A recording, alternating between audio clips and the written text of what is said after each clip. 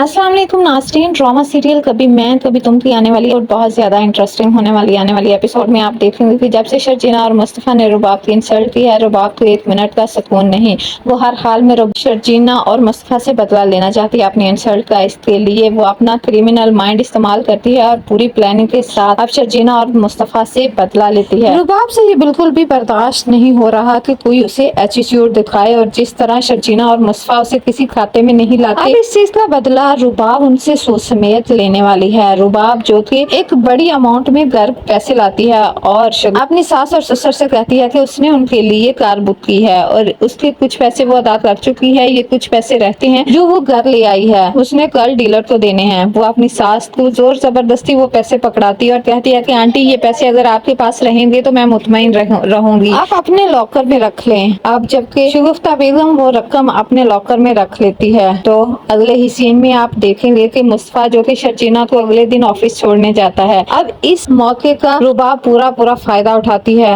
اور وہ اپنے دل ہی دل میں یہ کہتی ہے کہ وہ شرجینا اور اس کے یوز لیس ہسبینڈ کو بالکل بھی نہیں چھوڑے گی اور اپنی انسلٹ کا تو بدلہ لے کر رہے گی۔ اور اس موقع کا فائدہ اٹھا کر وہ مصطفیٰ اور شرجینا کے کمرے میں جاتی ہے اور وہ رقم لاکر سے نکال کر مصطفیٰ کے کمرے میں رکھ دیتی ہے۔ شام میں جب مصطفیٰ اور شرجینا آفس سے واپس آ جاتے ہیں تب رباب اپنی ساس سے کہتی ہے آنٹی وہ جو رقم میں نے آپ کو دی تھی وہ تو لا دیں، میں نے ڈیلر تو دینی ہے۔ تب جب شگفتہ بیگم اپنے کمرے کے لاکر کو کھولتی ہے تو وہاں رقم موجود نہیں ہوتی۔ وہ بہت ہی پریشان کمرے سے باہر آتی ہے اور کہتی ہے کہ وہ رقم تو لاکر میں موجود نہیں ہے۔ تب رباب کہتی ہے کہ آنٹی ایسے کیسے ہو سکتا ہے، ابھی کل ہی تو میں نے آپ کو پیسے پکڑائے ہیں اور اس بات کا پتہ تو صرف ہمارے گھر والوں کو ہے کہ اتنی بڑی رقم میں نے آپ کو دی ہے۔ رباب کا یہ اشارہ مصطفیٰ اور شرجینا کی طرف ہوتا ہے۔ رباب جو کہ خوب واویلا کرتی ہے اور کہتی ہے کہ میں پورے گھر کی تلاشی لینا چاہتی ہوں، اور جب وہ مصطفیٰ اور شرجینا کے کمرے کی طرف بڑھتی ہے تو مصطفیٰ اسے صاف الفاظ میں منع کر دیتا ہے کہ وہ اس کے کمرے کی تلاشی نہیں لے سکتی۔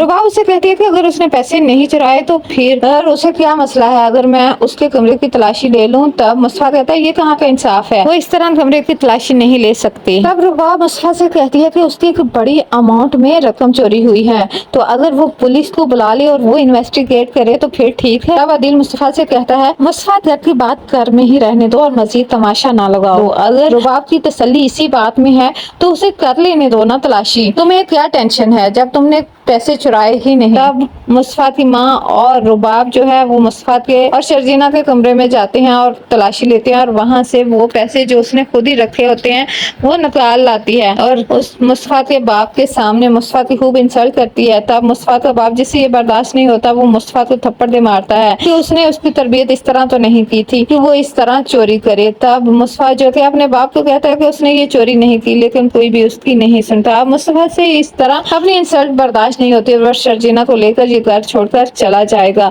وہ اس گھر میں مزید نہیں رہ سکتا، اسے یہ تو پتا تھا کہ اس گھر میں رہنا اس کے لیے مشکل ہے، لیکن اس طرح اس پر چوری کا الزام لگایا جائے گا یہ کبھی اس نے سوچا ہی نہیں تھا۔